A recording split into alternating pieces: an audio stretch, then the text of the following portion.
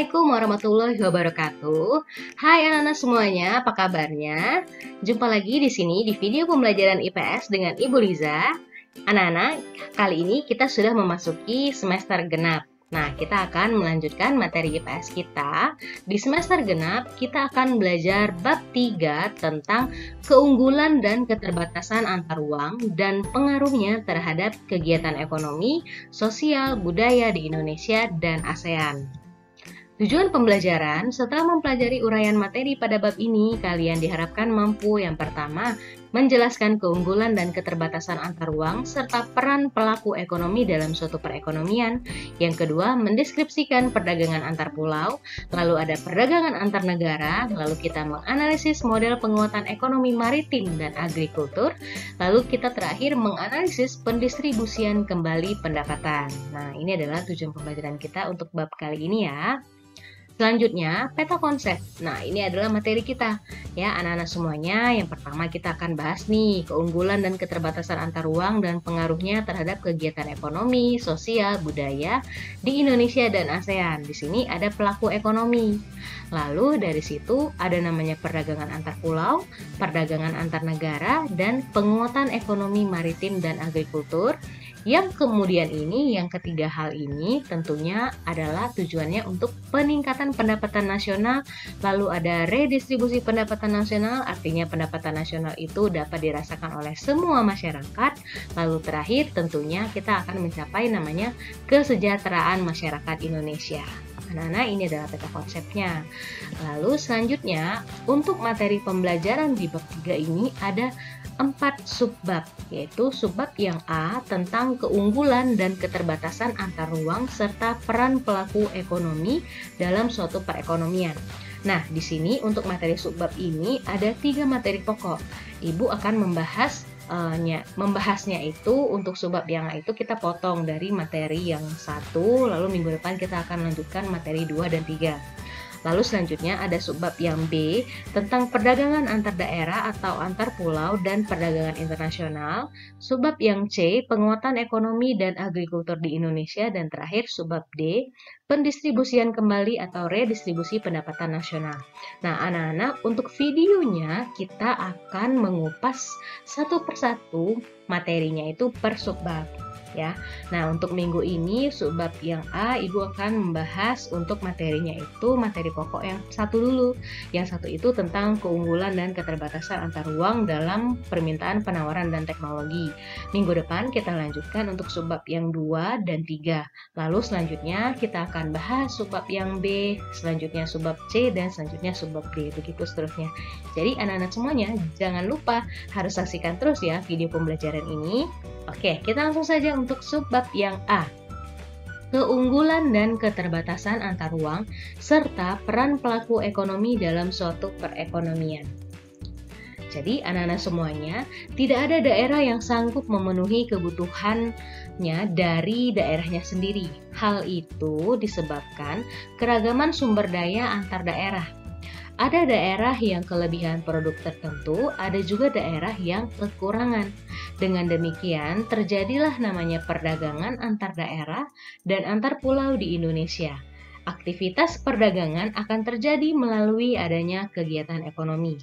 Kegiatan ekonomi akan berjalan jika ada pelaku-pelaku yang menjalankan kegiatan ekonomi, yaitu yang meliputi rumah tangga keluarga, rumah tangga perusahaan, rumah tangga pemerintah, dan rumah tangga luar negeri.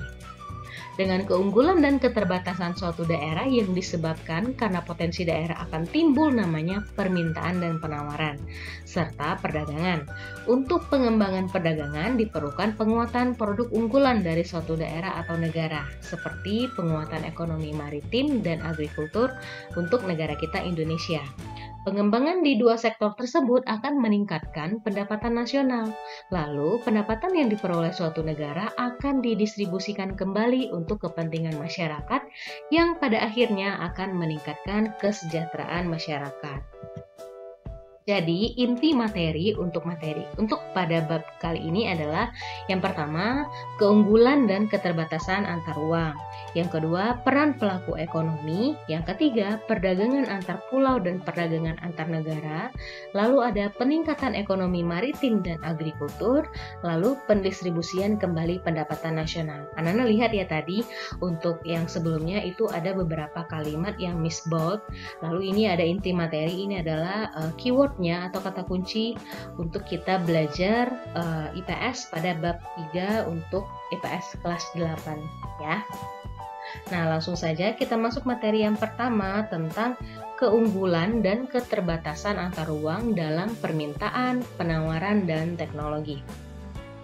Jadi anak-anak, kebutuhan itu harus dipenuhi oleh setiap manusia berbeda-beda ya.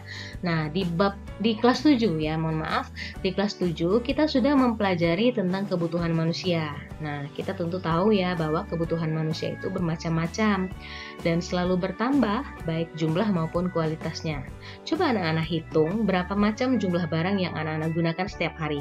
Tentunya kita akan terkejut ya, bahwa dalam satu hari kita telah menggunakan puluhan barang untuk kita konsumsi. Tentunya barang-barang yang kita konsumsi itu berbeda dengan yang dikonsumsi orang lain. Hal itu menunjukkan kebutuhan yang harus dipenuhi oleh setiap manusia itu berbeda-beda dan beraneka ragam. Faktor ruang akan menentukan tindakan seseorang sebagai konsumen. Masyarakat kota memiliki perilaku konsumsi yang berbeda jika dibandingkan dengan masyarakat desa, pegunungan, atau masyarakat pesisir pantai. Demikian pula tindakan atau perilakunya dalam mengalokasikan sumber daya yang ada. Ya. Lalu, barang dan jasa yang dibutuhkan manusia sebagian besar dihasilkan oleh manusia dan hanya sebagian kecil yang disediakan langsung oleh alam. Oleh karena itu, manusia harus melakukan kegiatan untuk menghasilkan barang dan jasa yang biasa disebut dengan istilah produksi. Salah satu yang menjadi alasan adanya interaksi antar ruang adalah perbedaan potensi dan sumber daya alam yang dimiliki. Indonesia merupakan salah satu negara yang kaya akan sumber daya alam. Sumber daya alam yang tersebar di Indonesia memiliki manfaat yang besar bagi kehidupan manusia. Ini adalah contoh sumber daya alam dan persebarannya di wilayah Indonesia. Nah, di sini ada Pulau Sumatera, itu ada Provinsi Aceh, Sumatera Utara, Sumatera Barat, Riau, Kepulauan Riau, dan selanjutnya. Masing-masing provinsi tentunya memiliki sumber daya alamnya yang berbeda-beda. Ya, lalu di Pulau Sulawesi ada Sulawesi Utara, Sulawesi Tengah, Sulawesi Tenggara, Gorontalo, itu tentunya juga berbeda-beda. Lalu ada Maluku dan Papua dan selanjutnya. Ini adalah contoh beberapa pulau yang ada di Indonesia. Oke. Nah, persebaran sumber daya alam antara satu daerah dengan daerah yang lainnya berbeda-beda. Satu daerah dapat dikenal sebagai penghasil barang tambang, akan tetapi daerah lain juga dapat dikenal sebagai penghasil hasil hutan atau pertanian. Perbedaan potensi inilah yang dapat mengakibatkan terjadinya permintaan dan penawaran yang menimbulkan namanya aktivitas perdagangan. Perbedaan potensi daerah ini juga menyebabkan perbedaan keunggulan masing-masing daerah. Setiap daerah memiliki keunggulan komparatif tersendiri. Contohnya, Lampung memproduksi kopi, sedangkan Jawa Barat memproduksi beras. Lampung dapat memproduksi kopi secara efisien dan murah. Demikian pula Jawa Barat dapat memproduksi beras secara efisien.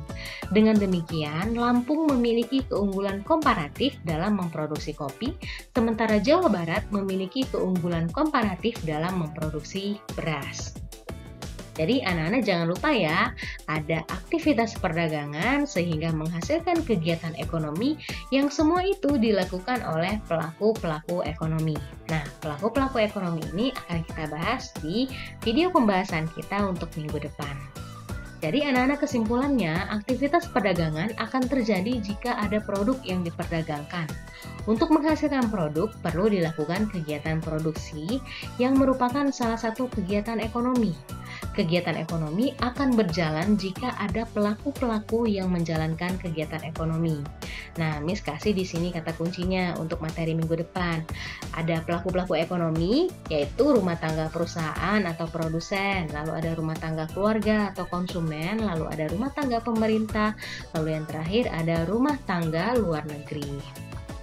Nah, anak-anak semuanya, sampai di sini materi kita untuk yang pertama itu tentang keunggulan dan keterbatasan antar uang dalam permintaan, penawaran, dan teknologi. Minggu depan kita akan membahas apa itu pelaku ekonomi, yang kedua yaitu tentang pengertian pelaku ekonomi, dan kita akan membahas materi kita yang ketiga yaitu peran pelaku ekonomi dalam perekonomian. Baik anak-anak semuanya, terima kasih yang sudah menyaksikan video ini dari awal sampai habis. Mohon maaf apabila ada salah-salah kata.